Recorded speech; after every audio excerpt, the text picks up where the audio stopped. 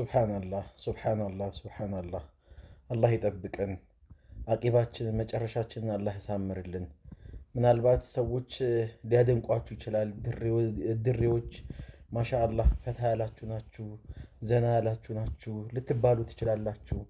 በዚህ ደረጃ መዝቀጥ ሙስሊሞች ናችሁ፣ ሂጃባችሁን አድርጋችኋል፣ ከድሬም ኑ ከየትም ኑ ኢስላም በሀያ ወይም በስነ ምግባር አንጿችሁ ነው እዚህ ደረጃ ያደረሳችሁ።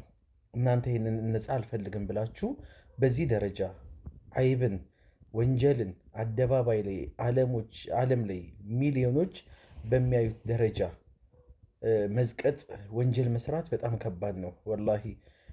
በተለይ አብዛኞቻችሁ እናቶች ናችሁ፣ 60 ዓመት ያለፋችሁ ናችሁ። አላህ 60 ዓመት ላለፈው ወይም ለሞላቸው ሰዎች አላህ ዑዝርን ጨርሷል፣ ምክንያትን ጨርሷል። ለሚሰሩት ወንጀል ምክንያት አላህ አይቀበልም ብለዋሉ የአላህ መልክተኛ። በዚሁ ሐል ላይ እንደዚሁ እየዘፈናችሁ እንደዚሁ እየደለቃችሁ በዚህ ሁኔታችሁ ላይ መለከል ሞት ቢመጣስ እንዴት ይረሳሻል? ቀብሩን እንዴት ረሳችሁት?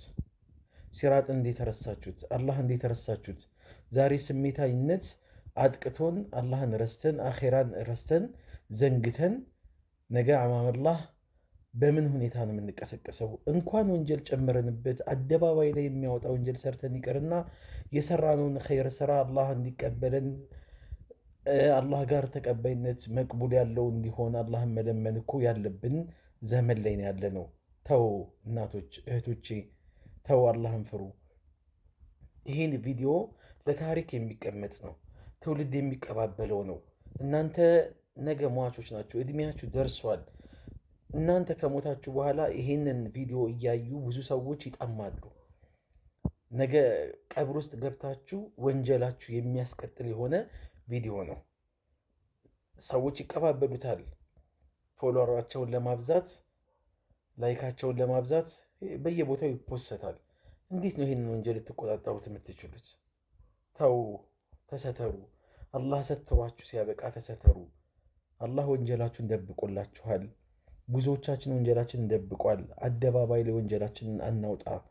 ተውበት አድርጉ፣ እስትግፋር አድርጉ፣ ወደ አላህ ተመለሱ። ሰላም አለይኩም ወረሕመቱላሂ ወበረካቱ።